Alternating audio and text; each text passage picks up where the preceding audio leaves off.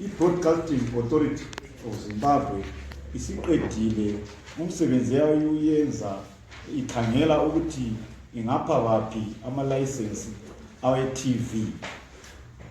Yikho-ke umsebenzi lowo sakhangela ama-applications abuyayo, sayenza lama-public inquiry.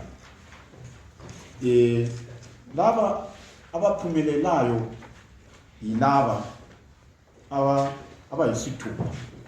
Sinike abayisithupha ama-license awe-TV.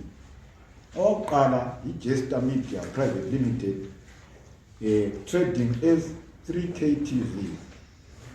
Wesibili, Zimbabwe Newspapers 1980 Private Limited, trading as ZTN.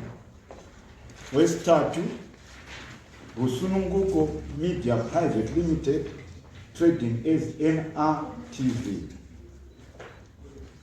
Then sokubuya Acacia Media Group Private Limited, trading as Pumba TV.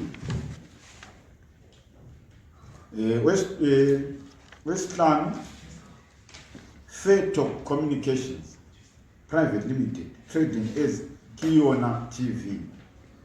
Owugcina wesithupha i-Channel Zimbabwe Private Limited, trading as Channel D.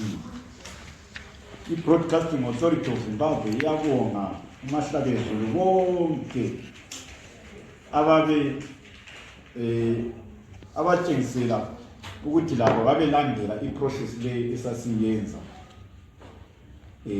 through ilokuzeni public inquiry. So siyalibonga lonke mahlabezulu ngesenzeko lesi esenzakalayo.